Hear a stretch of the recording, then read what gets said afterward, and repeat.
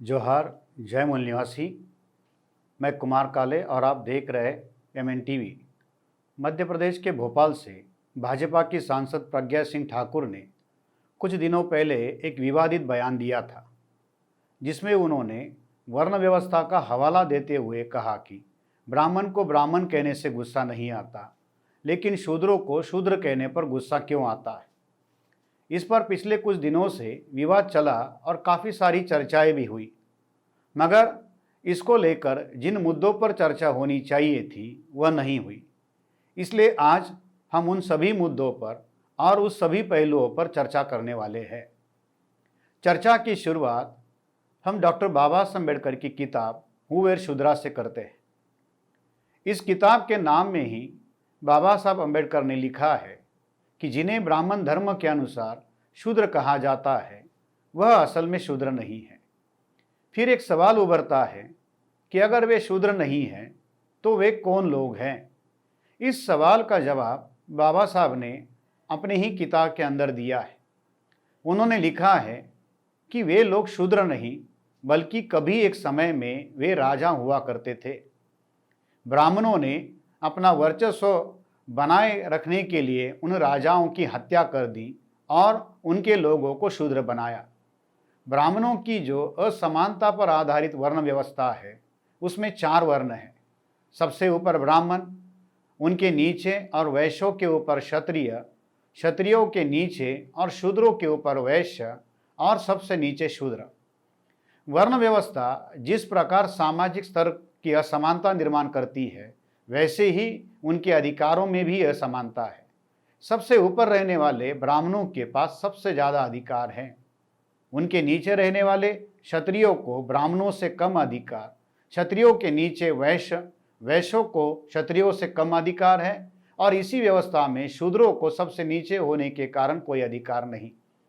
अधिकारों के बंटवारे में शूद्रों को थोड़ा बहुत अधिकार मिलना चाहिए था, मगर वर्ण व्यवस्था बनाते समय ब्राह्मणों ने शूद्रों को अधिकार नहीं दिए। दुनिया में अधिकार वंचित लोगों को गुलाम कहा जाता है, यानी ब्राह्मणों की जो वर्ण व्यवस्था है उसने जो पहले के शासक थे उन मूल्यवासी राजाओं को गुलाम बनाया। हमारी चर्चा का दूसरा मुद्दा ये है कि आज की परिप्रेक्ष्य में ब्राह्मण धर्म के अनुसार शूद्र कौन है।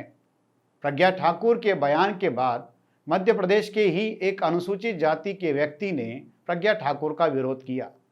तो क्या आज अनुसूचित जाति या जनजाति के लोग शूद्र है? इस पर भी चर्चा होनी आवश्यक है। फिर एक बार हम बाबा साहब की किताब हूँ वेर शूद्राज को अगर बारीकी से पढ़ेंगे तो हमें उसमें ठीक तरीके से समझ में आएगा कि उस समय जो अछूत या आदिवासी थे वो शूद्र नहीं थे, वो तो वर्ण बाह्य लोग हैं, जिनके लिए डॉक्टर बाबा साहब अम्बेडकर ने अंग्रेजी में आउटकास्ट शब्द का उपयोग किया। यानी आज जो अनुसूचित जाति या जनजाति के लोग हैं ये ब्राह्मणों की वर्ण व्यवस्था में शामिल ही नहीं थे, वो वर्ण बाह्य लोग थे। ब्राह्मणों के आक्रमण की वजह से बहुजन समाज के 3 हिस्से हुए और उसमें एक शूद्र जो गांव के अंदर रहता था, अछूत जिन्हें गांव के बाहर रहने के लिए मजबूर किया गया था, और तीसरे आदिवासी जिन्हें जंगलों में रहने के लिए मजबूर किया गया था। वर्ण व्यवस्था में चौथा वर्ण शूद्र, वो आज की परिभाषा में अगर कहा जाए वो ओबीसी है। इस बात को दूसरे तरीके से भी सिद्ध किया जा सकता है। शूद्रों को ब्राह्मणों ने कोई अधिकार नहीं दिया, लेकिन उन्हें कर्तव्य करने के लिए ऊपरी 3 वर्णों की सेवा करने का अधिकार तो दे दिया। अब सेवा करने के लिए ब्राह्मणों के घर शूद्रों को आना जाना होगा, उनके यहाँ फल सब्जियां देना, उनके कपड़े धोना, उनके दाढ़ी बाल बनाना आदि काम करने के लिए शूद्रों की जरूरत ब्राह्मणों को थी। ब्राह्मण ये काम अछूतों से या आदिवासियों से नहीं करवा सकते थे। क्यों? क्योंकि उनका स्पर्श भी वो बर्दाश्त नहीं कर सकते थे, उनके लिए तो वो अछूत थे। इसलिए आज की दृष्टि से जो अनुसूचित जाति या जनजाति के लोग हैं वो ब्राह्मणी धर्म के अनुसार शूद्र नहीं, वो तो अति शूद्र है, अछूत लोग है, वर्ण बाह्य लोग है। ब्राह्मणी वर्ण धर्म के अनुसार शूद्र ही आज का ओबीसी का वर्ग है। लेकिन ज़्यादातर अनुसूचित जाति जनजाति के पढ़े लिखे लोग खुद को शूद्र कहते हैं और इसी से संकट पैदा होता है। ओबीसी उनको शूद्र मानता है, वास्तविकता में वो अछूत है और वो अछूत होने के कारण वो वर्णबाह्य है, मगर ओबीसी के लोग उनको शूद्र कहते हैं।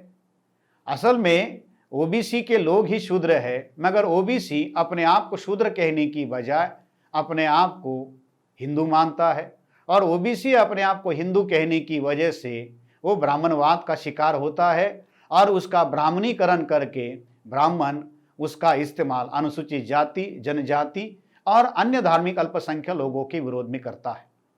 बाबा साहब अम्बेडकर ये कहा करते थे कि गुलामों को गुलामी का एहसास करा दिया जाए तो वो विद्रोह करके उठेंगे, मगर यहाँ शूद्रों की जो पहचान थी वो खत्म होने के कारण उनके अंदर गुलामी का विद्रोह जो था वो खत्म हुआ।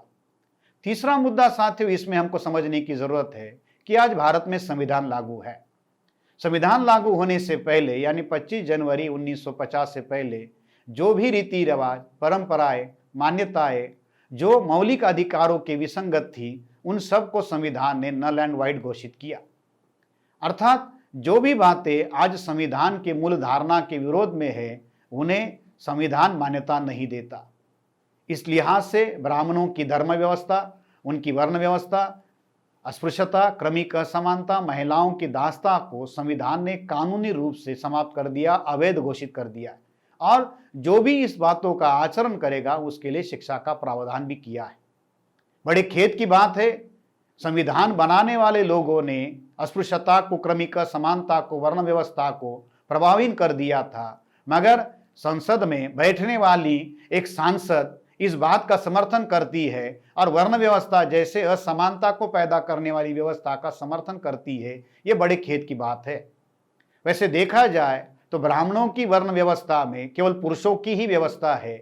ब्राह्मणों ने वर्ण व्यवस्था बनाते समय केवल पुरुषों की ही व्यवस्था बनाई। उन्होंने अतिशूद्रों को और महिलाओं को अवर्ण घोषित किया। वर्ण व्यवस्था के लिहाज से प्रज्ञा ठाकुर वर्ण बाह्य है, अवर्ण है। अगर ब्राह्मणों की धर्म व्यवस्था होती तो आज की स्थिति में प्रज्ञा ठाकुर का क्या स्थान होता।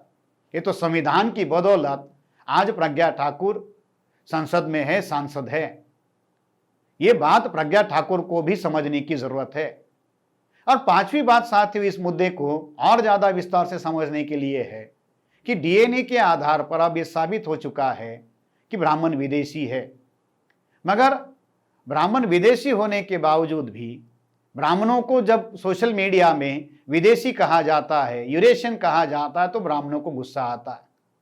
हालांकि ये बात ब्राह्मणों के ही साहित्यकारों ने, उनके ही नेताओं ने अपनी किताबों में लिख कर रखी और उन्हें उस समय गर्व और गौरव होता था अपने आप को विदेशी कहने के लिए। आज जब उनको कोई विदेशी कहता है, यूरेशियन कहता है, तो वो बौखला जाते हैं, विरोध में प्रतिक्रिया करते हैं। उन्हें इस तरीके से प्रतिक्रिया नहीं करनी चाहिए। पिछले कई सालों से आरएसएस के द्वारा या संघ परिवार से जुड़ी हुई संस्थाओं के द्वारा देश में बम ब्लास्ट की, आतंकवादी घटनाओं को अंजाम दिया गया। उन सारी घटनाओं को अगर देखा जाए तो उसमें प्रज्ञा ठाकुर भी बड़े पैमाने पर ऐसी आतंकवादी घटनाओं में शामिल थी। इसके लिए बाकायदा उनके ऊपर केस भी चले, कुछ समय के लिए उनको जेल में रहना पड़ा, अभी भी उनकी सारी सुनवाई चालू है।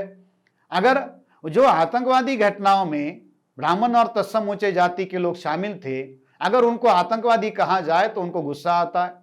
खुद प्रज्ञा ठाकुर के ऊपर आतंकवादी घटनाओं के केस चालू है, वो खुद उस घटना के अंदर जेल में जा चुकी है। अगर उनको कोई आतंकवादी कहता है तो वो उनको गुस्सा करती है। तो ऐसी स्थिति में जब आप खुद आतंकवादी घटनाओं में शामिल हो और आपको आतंकवादी कहने का गुस्सा आता है, तो प्रज्ञा ठाकुर जी जरा अपने गिरेबान में झांक कर देखने की जरूरत है। दूसरों को सलाह देने का काम आप कर रहे हो, वही व्यवस्था अगर ब्राह्मणों की आपके ऊपर थोपी जाए तो ब्राह्मणों की वर्ण व्यवस्था में महिलाएं अवर्ण है, ब्राह्मणों की दृष्टि से वो पैर की जूती है, जानवर से भी नीचे गया स्थान उसको दिया गया है। तुलसीदास ने तो कहा है, ढोल गवार पशु शूद्र नारी सब है ताड़न के अधिकारी। ढोल जैसे पीटा जाता है उसी तरीके से महिलाओं को भी पीटा जाना चाहिए। ये व्यवस्था ब्राह्मणों की है। अगर प्रज्ञा ठाकुर वही व्यवस्था निर्माण करना चाहती है तो उनको वो व्यवस्था मुबारक है। हम इस बात को चर्चा के लिए यहाँ पर लेने का मकसद ये था कि जिनको वो शूद्र कह रहे हैं वह असल में वर्तमान के ओबीसी है। ओबीसी को जब जब ब्राह्मणों ने शूद्र कहा तब तब शूद्रों ने प्रतिक्रिया की, मगर उसके बाद में उन्होंने देखा कि शूद्रों कहने से ओबीसी के लोग प्रतिक्रिया करते हैं, तो ब्राह्मणों ने शूद्र कहने की बजाय उनको हिंदू कहना घोषित किया और हिंदू कहकर ओबीसी का, शूद्रों का ब्राह्मणीकरण करके उनका इस्तेमाल करने की साजिश ब्राह्मण कर रहे हैं। इसकी जानकारी ना शूद्रों को है ना अतिशूद्रों को है। इस बात की जानकारी हमारे लोगों को होनी चाहिए। प्रज्ञा ठाकुर जो ये कह रही है कि शूद्रों को शूद्र कहने से गुस्सा नहीं आना चाहिए, ठीक उसी तरीके से आतंकवादियों को आतंकवादी कहने पर गुस्सा नहीं आना चाहिए। यही बात आज के इस मुद्दे पर हम कहना चाहते थे। अभी के लिए साथियों इतना ही, मिलते हैं अगली कड़ी में। तब तक देखते रहिए MN टीवी। धन्यवाद, शुक्रिया।